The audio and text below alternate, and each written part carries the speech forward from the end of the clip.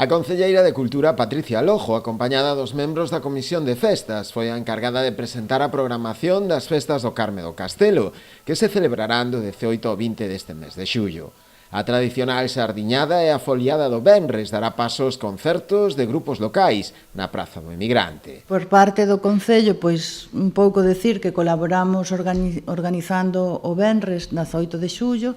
e o que fixemos este ano nas festas pois é incluir a grupos locais, porque pensamos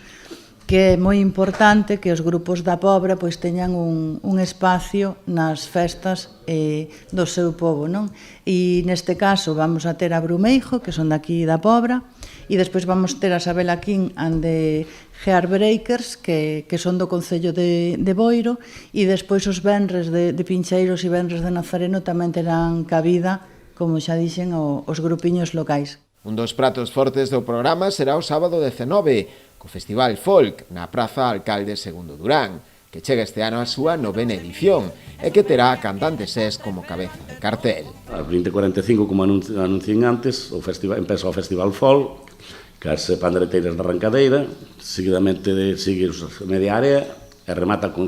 SES o que é o Festival Folk. SES é unha cantautora galega que, bueno, que atrae a xuventud, a xente maior,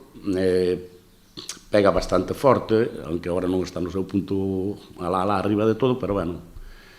é unha boa opción que eliximos e pensamos que vai ser bo para o povo porque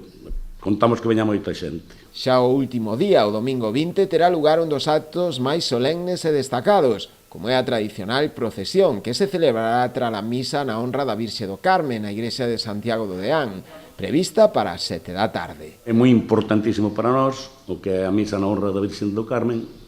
na igrexa parroquial de Santiago do Deán, e a continuación tenemos procesión hasta o Pantalán, que para embarcar nos barcos